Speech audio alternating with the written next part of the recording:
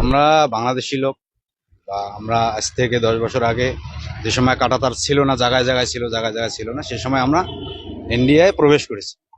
সেই সময় মানুষ এমনি যাওয়া আসা করতো। তো আমরা ওই সময় আমরা নিজেদের কাজের জন্য আমরা ওখানে দিল্লিতে গেছি। দিল্লি না না, কাঁটাতার ওই সময় তো একটা কাঁটাতার ছিল।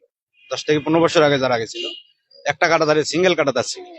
কত কত জায়গায় গোটা পুরাটাই ছিল, যে একদম বেড়া যেরকম দেয় সেভাবেই ছিল। তো যেদিকে সিঙ্গেল তার ছিল আমরা সেদিকেই পার হয়েছি। 10-15 বছর আগের কথা। তো তখন থেকে আমরা ওখানে ইট ভাটায় কাজ করি, হরিয়ানার মধ্যে বা গুরগাঁওয়ের মধ্যে, সাইডের মধ্যে কাজ করি, বিল্ডিং এর মধ্যে, বিভিন্ন জায়গায় আমরা কাজ করি। তো এই বাংলাদেশিদেরকে নিয়ে এখানে কারবাই চলতেছে ইন্ডিয়ার মধ্যে। তো কারবাই যখন চলছে, তো আমরা তো নিজেরাই থাকতে পারবো না, চুরি চুপকে কতদিন থাকবো। তো আমরা নিজেদের থেকে আমরা স্যালেন্ডার করে আমার দেশে আমরা ফেরত যেতেছি। যখন আমরা ভুল করি, যখন এদেশে আসছি, তখন আইনের মাধ্যমে আমরা এখন আমাদের দেশে যেতেছি।